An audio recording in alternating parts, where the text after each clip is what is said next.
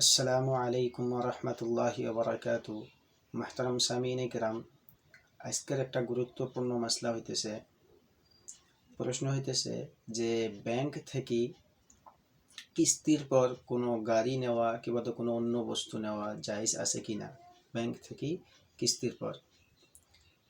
তো এই প্রশ্নটির জবাব হইতেছে যে ব্যাংক থেকে কোনো বস্তু কিস্তির পর নেওয়া জায়েজ আছে কিনা।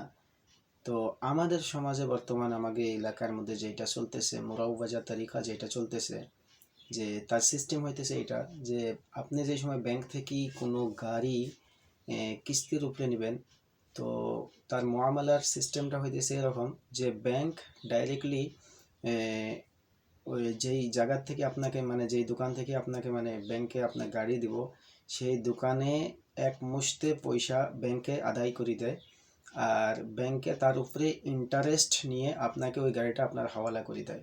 মাসলান ধরে নেন গাড়ির কিমত যদি গাড়ির মূল্য যদি থাকে 50,000 টাকা, তাইলে ব্যাংকে কি করবে, 50,000 টাকা একবারে ক্যাশ দিয়ে আপনাকে গাড়িটা নিয়ে দিয়ে দিব।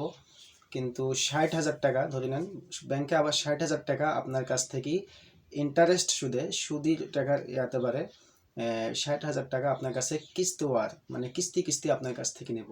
যদি এইরকম নিয়ম হয় তাহলে এটা জায়েজ নাই, এটা হলো সুদ আর এটা হলো হারাম। আলবাত্তা হ্যাঁ, আরও একটা তরিকা কি, আবার এই কিস্তিগুলো যদি ফেল হয়ে যায়, কিস্তির মধ্যে যদি কিস্তির যে পয়সাটা আছে, যদি যেই ডেট যেই তারিখটা আছে, এই কিস্তি যদি ফেল হয়ে যায় তাহলে তারিখ দেরি করার জন্য আবার ব্যাংকে কি করে বেশি করে পয়সা নেয়। এটাও কি মানে জায়েজ না। এর জন্যে বর্তমান যেটা চলতেছে যে ব্যাংক থেকে কিস্তির উপরে মানে কোনো গাড়ি নেওয়া যেই তরিকাটা বর্তমান চলতেছে এটা না জায়েজ, হারাম।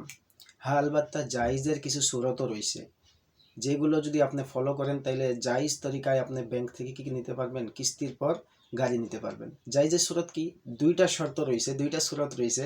যদি এই দুইটা শর্ত পাওয়া যায় তাইলে আপনি ব্যাংক থেকেই কিস্তির পর গাড়ি নিতে পারবেন। নাম্বার 1 হইতেছে আপনি ব্যাংক ম্যানেজারের সাথে ডাইরেক্টলি আপনি যায় মানে ম্যানেজারের সঙ্গে এই কথা আলোচনা করেন যে আপনি আমাকে গাড়িটা নিয়ে দেন।